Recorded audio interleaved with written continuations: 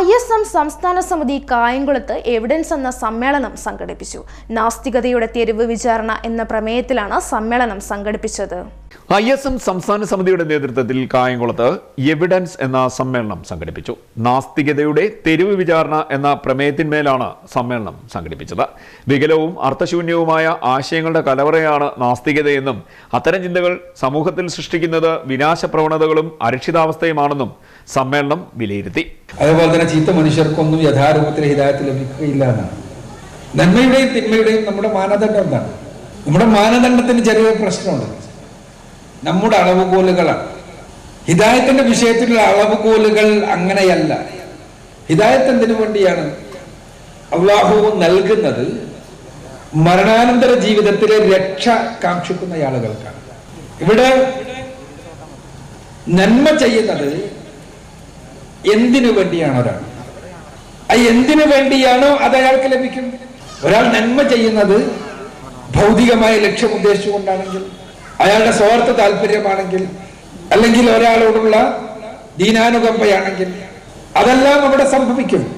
അതേസമയം ഈ നന്മ ചെയ്യുന്നത് പടച്ചവനെ തൃപ്തി കാക്ഷിച്ചുകൊണ്ടാണെങ്കിൽ പടച്ചവനെ തൃപ്തിയും ലഭിക്കും. ഏത് കാര്യത്തിനും ഈ മാനദണ്ഡം പ്രധാനപ്പെട്ടതാണ്.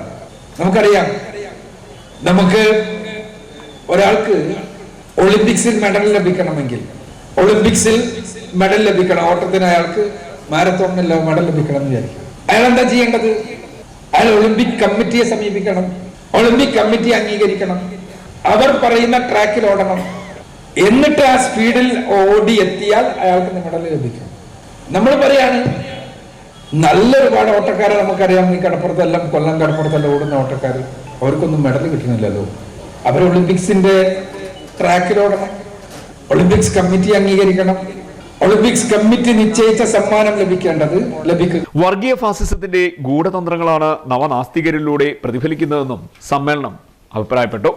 ISM സംസ്ഥാന ജനറൽ സെക്രട്ടറി ഷുക്കൂർ സ്വാലഹി ഉദ്ഘാടനം നിർവഹിച്ചു.